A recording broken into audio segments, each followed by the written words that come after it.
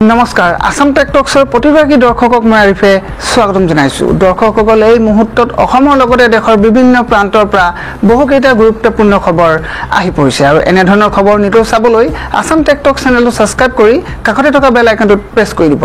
তেন্তে আহক আজি এই খবৰকেইটা আৰম্ভ কৰোঁ। দৰ্শকসকল এই মুহূৰ্তত জনাব লৈছো এটা বিগ পলিটিকেল নিউজ। কংগ্ৰেছ আৰু ৰাজ্যৰ দলৰ মিত্ৰতাৰ সন্দৰ্ভত অখিল গগৈৰ প্ৰতিক্ৰিয়া। হাৰিলেও জিকিলেও মই অখিল গগৈ হৈ থাকিম, বিধায়ক নহলে মই অখিল গগৈ হৈ থাকিম। সংবাদ মাধ্যমৰ আগত এনেদৰে প্ৰতিক্ৰিয়া ব্যক্ত কৰিছে ৰাজ্য দলৰ বিধায়ক তথা ৰাজ্য দলৰ সভাপতি অখিল গগৈ। হাৰিলেও জিকিলেও মই অখিল গগৈ হৈ থাকিম, বিধায়ক নহলে মই অখিল গগৈ হৈ বাহিৰত আন্দোলন কৰিম। শিৱসাগৰত পৰাজিত হলেও মোৰ কাৰণে কোনো সমস্যা নাই। শিৱসাগৰৰ পৰা মোক আঁতৰোৱাত কংগ্ৰেছৰ ষড়যন্ত্ৰ চলিছে। বিৰোধী দলপতি দেৱব্ৰত শইকীয়াৰ মন্তব্যক লৈ অখিল গগৈ এনেদৰে প্ৰতিক্ৰিয়া ব্যক্ত কৰিছে। ৰাজ্য দলৰ আৰু কংগ্ৰেছৰ মিত্ৰতাৰ সন্দৰ্ভত অখিল গগৈ এনেদৰে প্ৰতিক্ৰিয়া ব্যক্ত কৰিছে। এতিয়া আগবাঢ়ো আজি পৰৱৰ্তী গুৰুত্বপূৰ্ণ খবৰটো লৈ। দৰ্শকসকলে এই মুহূৰ্তত জনাব লৈছে এটা ডাঙৰ খবৰ, এটা ব্ৰেকিং নিউজ। উচ্ছেদৰ বিৰোধিতাৰে ৰাজপথ কঁপাইছে এতিয়া হাজাৰ হাজাৰ মুছলমান। চৰকাৰে মুছলমানৰ জীৱন আৰু নিৰাপত্তা নাইকিয়া কৰিছে। উচ্ছেদৰ বিৰোধিতাৰে এতিয়া ৰাজপথ কঁপাইছে আমছুৱে আৰু চৰকাৰৰ বিৰুদ্ধে তীব্ৰ আন্দোলন গঢ়ি তুলিছে সংখ্যালঘু সংগঠনটোৱে।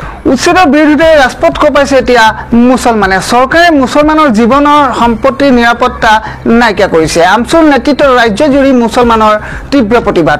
আৰক্ষীৰ বেৰিকেড ভাঙি ওলাই আহিছে এতিয়া শ শ মুছলমান। উচ্ছেদৰ বিৰুদ্ধে এতিয়া শ শ মুছলমান ৰাজপথত ওলাই তীব্ৰ প্ৰতিবাদ সাব্যস্ত কৰিছে। এতিয়া আগবাঢ়ো আজি পৰৱৰ্তী গুৰুত্বপূৰ্ণ খবৰটো লৈ। দৰ্শকসকলে এই মুহূৰ্তত জনাব লৈছো এটা ডাঙৰ খবৰ, এটা ব্ৰেকিং নিউজ। গুৱাহাটী উচ্চ ন্যায়ালয়ৰ নিয়ম উলংঘা কৰি গোৱালপাৰাত উচ্ছেদ চলাইছে প্ৰশাসনে। প্ৰশাসনৰ বিৰুদ্ধে এনেদৰে এতিয়া অভিযোগ উত্থাপন কৰিছে কংগ্ৰেছৰ এজন বিধায়কে। গুৱাহাটী উচ্চ ন্যায়ালয়ৰ নিয়ম উলংঘা কৰি গোৱালপাৰাত উচ্ছেদ চলাইছে প্ৰশাসনে। ঘৰ দুৱাৰ ভাঙিবলৈও হাইকোৰ্টে নিৰ্দেশ দিয়া নাই। উচ্ছেদস্থলীত উত্তপ্ত পৰিস্থিতিৰ উদ্ভৱ হৈছে। কংগ্ৰেছ বিধায়কক উচ্ছেদস্থলীত প্ৰৱেশত বাধা আৰক্ষী প্ৰশাসনৰ। এতিয়া আগবাঢ়ো আজি পৰৱৰ্তী গুৰুত্বপূৰ্ণ খবৰটো লৈ। দৰ্শকসকলে এই মুহূৰ্তত জনাব লৈছো এটা ডাঙৰ খবৰ, পুনৰবাৰ আহি পৰিছে এটা ব্ৰেকিং নিউজ। পাইকানত থকা হিন্দুসকলৰ উচ্ছেদ কেতিয়া? এনেদৰে এতিয়া চৰকাৰক প্ৰশ্ন কৰিছে উচ্ছেদিত লোকসকলে। পাইকানত থকা হিন্দু লোকসকলৰ উচ্ছেদ কেতিয়া হ'ব?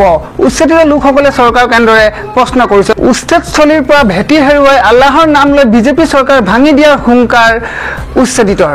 ক'লে মিয়া আছে বাবে অসমীয়া আছে, এনেদৰে চৰকাৰক এতিয়া হুংকাৰ দিছে উচ্ছেদিত লোকসকলে। এতিয়া একবাৰ আজি পৰৱৰ্তী গুৰুত্বপূৰ্ণ খবৰটো লৈ। এই মুহূৰ্তত উচ্ছেদক লৈ আহি পৰিছে এটা ডাঙৰ খবৰ। উচ্ছেদ চলোৱা চৰকাৰী বিষয়াৰ বিৰুদ্ধে ন্যায়ালয়ৰ কাষ চাপিব এতিয়া সংখ্যালঘুৱে।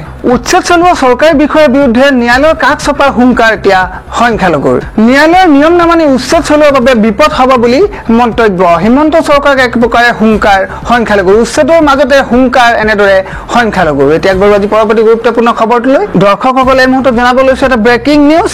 আমি ক'তো নাযাওঁ, ইয়াতে শেষ হৈ যাম। গোৱালপাৰা উচ্ছেদস্থলীৰ পৰা মুখ্যমন্ত্ৰীক হুংকাৰ উচ্ছেদিতৰ। উচ্ছেদৰ খবৰ পাই প্ৰাণ শেষ এজন লোকৰ। মুছলমানক অত্যাচাৰ কৰি শান্তি পাইছে মুখ্যমন্ত্ৰী হিমন্ত বিশ্ব শৰ্মাই। কান্দি কান্দি ৰুদ্ৰমূৰ্তি ধাৰণ কৰিছে এতিয়া উচ্ছেদিত। এতিয়া একবাৰ আজি পৰৱৰ্তী গুৰুত্বপূৰ্ণ খবৰটো লৈ।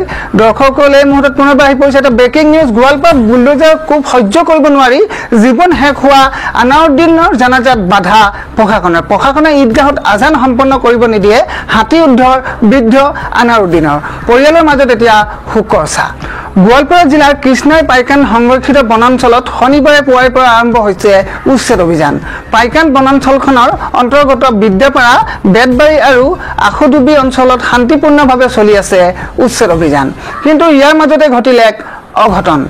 উচ্ছেদ অভিযান চলি থকাৰ মাজতে নিজকে হেক কৰাৰ চেষ্টা চলাই আশুডুবি গাঁৱৰ ফাইজুল হক নামৰ লোকজনে। স্থানীয় ৰাইজে ঘটনাৰ উমান পাই ঘৰ দুৱাৰ ভাঙি ওলমি থকা অৱস্থাত উদ্ধাৰ কৰে লোকজনক। তৎক্ষণাৎ ঘটনাস্থলীত জিলা প্ৰশাসনৰ লোক উপস্থিত হৈ লোকজনক চিকিৎসাৰ বাবে গোৱালপাৰা অসামৰিক চিকিৎসালয়লৈ প্ৰেৰণ কৰে।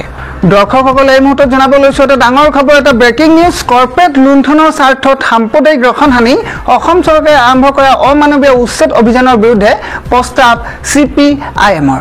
অসম চৰকাৰৰ নেতৃত্বত চলা অমানৱীয় উচ্ছেদ অভিযানৰ প্ৰকৃত কাৰণ কৰ্পৰেট গোষ্ঠীক প্ৰায় বিনামূল্যে মাটি হস্তান্তৰ পৰিকল্পনা আৰু ইয়াক ন্যায্যতা দিয়াৰ ৰাজনীতি হৈছে সাম্প্ৰদায়িক প্ৰচাৰ তথা উন্নয়নৰ ফটাঢোল। কৰ্পৰেট গোষ্ঠীৰ লালসা বাস্তৱায়িত কৰাৰ দিশত অসম চৰকাৰে আৰম্ভ কৰা এই উচ্ছেদ অভিযান ক'ত থমকি ৰ'ব সেয়া অনুমান কৰিবলৈ টান।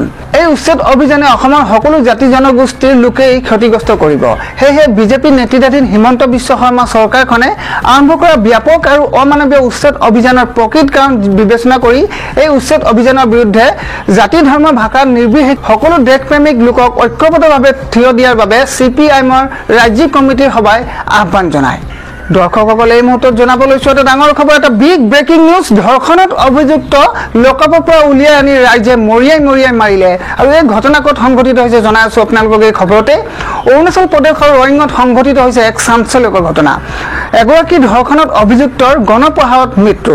অভিযুক্ত থানাৰ লকআপৰ পৰা উলিয়াই আনি উন্মত্ত জনতাই প্ৰহাৰ কৰাত তেওঁৰ মৃত্যু হয়। উল্লেখ্য যে 4গৰাকী কিশোৰীক ধৰ্ষণ কৰাৰ অভিযোগ আছিল অভিযুক্তৰ বিৰুদ্ধে। এই অভিযোগত গ্ৰেপ্তাৰ হোৱা যুৱকজনক থানাৰ পৰা উলিয়াই আনি ৰাইজে প্ৰহাৰ কৰি হত্যা কৰে। অৰুণাচল প্ৰদেশৰ নামনি দিবাং ভেলীৰ জিলাত সংঘটিত হয় এই ঘটনা। দৰ্শকসকলে এই মুহূৰ্তত জানাব লৈছো এটা ডাঙৰ খবৰ, পাইকান সংৰক্ষিত বনাঞ্চলৰ 1038 বিঘা ভূমি উচ্ছেদ। হাতী মানুহৰ সংঘাত দূৰ কৰিবলৈ ৰোপণ কৰিব গছ। আজি গোৱালপাৰা জিলাৰ কৃষ্ণাই পাইকান সংৰক্ষিত বনাঞ্চলত চলিছে উচ্ছেদ অভিযান। বিশাল আৰক্ষী বাহিনীৰ উপস্থিতিত প্ৰায় 50খন এক্সকাভেটৰে চলিছে এই উচ্ছেদ অভিযান। জানিব পৰা মতে প্ৰশাসনে উচ্ছেদৰ জাননী জাৰি কৰাৰ পিছতে প্ৰায় 70% লোকে নিজেই ঘৰসমূহ ভাঙি তাৰ পৰা আঁতৰি গৈছে। আজি উচ্ছেদৰ সময়ত উচ্ছেদিতই কয়, আমি উচ্ছেদৰ বিৰোধিতা কৰা নাই, কিন্তু আমাক সংস্থাপন দিব লাগিব। ইফালে একাংশ উচ্ছেদিতই দাবী কৰা মতে তেওঁলোকক সেই অঞ্চলৰ স্থানীয় লোক। ইয়াৰ পূৰ্বেও তেওঁলোকক অগপ চৰকাৰৰ দিনত 1991 চনত 1995 চনত মুঠ 3বাৰ উচ্ছেদ চলাইছিল। একাংশ বন বিভাগৰ লোকৰ বিৰুদ্ধে ধন সংগ্ৰহৰ অভিযোগ কৰিছে। আন একাংশই আকৌ তেওঁলোকক বনাঞ্চলৰ বাস কৰা নাই যদিও বনাঞ্চলৰ ভূমিত বাস কৰা দেখুৱাই তেওঁলোকৰ উচ্ছেদ কৰা হৈছে বুলি অভিযোগ কৰিছে উচ্ছেদিতই। এতিয়া আগবঢ়োৱা আজি পৰৱৰ্তী গুৰুত্বপূৰ্ণ খবৰটোলৈ। দৰ্শকসকলে এই মুহূৰ্তত আহি পৰিছে দেশৰ ৰাজনীতি প্ৰেক্ষাপটৰ পৰা ডাঙৰ খবৰ। নিমন্ত্ৰণ নোপোৱাকৈ পাকিস্তান যায় প্ৰধানমন্ত্ৰী, কিন্তু মণিপুৰলৈ নাযায়। প্ৰধানমন্ত্ৰী মোদীক এনেদৰে তীব্ৰ সমালোচনা কংগ্ৰেছৰ সভাপতি মাল্লিকাৰ্জুন খৰ্গে। চুলি সৰা, অকালতে চুলি পকা আদি সমস্যাই দেখা দিলে শেৱালি ফুলৰ গুটি ভালকৈ বটি মূৰত লগালে সুফল পোৱা যায়। শেৱালি ফুলৰ কেঁচাকৈ বা শুকুৱাই আঞ্জা কৰি খাব পাৰে। বহুতৰে প্ৰিয় ফুল হৈছে শেৱালি। বেছিভাগ মানুহৰে ঘৰৰ পদূলিত শেৱালি ফুলৰ গছ দেখিবলৈ পোৱা যায়। এক প্ৰবাদ অনুসৰি মহাভাৰতীয় যুগত অৰ্জুনে মাতৃ কুন্তীৰ বাবে এই বৃক্ষবিধ উপহাৰ স্বৰূপে মহাদেৱৰ পৰা লাভ কৰিছিল বুলিও জনা যায়।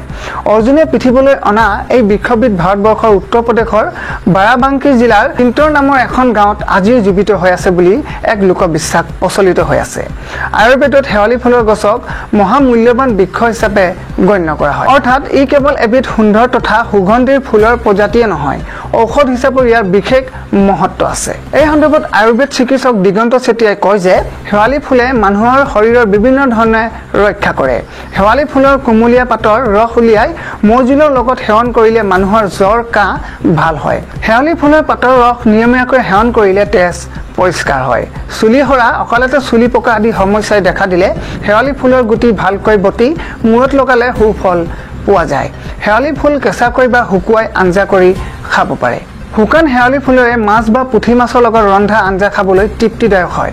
ইয়াৰ দ্বাৰা পাচন শক্তি বৃদ্ধি হয়। শেৱালি গছৰ ফুল আৰু পাতে বায়ু পৰিষ্কাৰ কৰে। মানুহৰ ঘৰৰ বাৰীত শেৱালি ফুল, মহানিমৰ গছ আৰু কলা তুলসীৰ গছ থাকিলে কেতিয়াও বায়ু প্ৰদূষণ নহয়, লগতে বসন্ত আদি ৰোগ নহয় বুলিও কোৱা হয়। হাড়ৰ বিষত ভুগিলে শেৱালি ফুলৰ পাতবিলাক অত্যাধিক তাপত তেতিয়ালৈকে গৰম কৰিব লাগে যেতিয়ালৈকে পানীৰ মাত্ৰা আধা হৈ নাযায়। তাৰ পাছতো পাত্ৰত ৰৈ যোৱা পাতবোৰ উলিয়াই বাকী থকা পানীখিনি ঔষধ হিচাপে প্ৰয়োগ কৰিব পাৰে। ৰাতিপুৱা এটা সৰু গিলাচত লৈ এই ঔষধ সেৱন কৰা উচিত। দৰ্শকসকল, এই ভিডিঅ'ত শ্বেয়াৰ কৰা তথ্যসমূহ আমি ইণ্টাৰনেটৰ পৰা সংগ্ৰহ কৰা। আছাম টেক টক্সৰ নিজা নহয়। আপোনালোকে এইসমূহ প্ৰয়োগ কৰাৰ পূৰ্বে চিকিৎসক নাইবা বিশেষজ্ঞৰ পৰামৰ্শ ল'ব। তেন্তে দৰ্শকসকল, মই আশা কৰিছোঁ আপোনালোকে আজি এই ভিডিঅ'টো চাই ভাল পালে। যদিহে ভাল লাগিলে ভিডিঅ'টো যিমান পাৰে লাইক কৰিব, আপোনাৰ বন্ধুবৰ্গৰ মাজলৈ ভিডিঅ'টো শ্বেয়াৰ কৰিব আৰু তলত কমেণ্ট বক্সত কমেণ্ট কৰি আপোনাৰ মতামত নিশ্চয় দিব। তেন্তে আজিৰ ভিডিঅ'টো ইমানেই। পুনৰ লগ পাম পৰৱৰ্তী ভিডিঅ'ত। তেতিয়ালৈ ধন্যবাদ।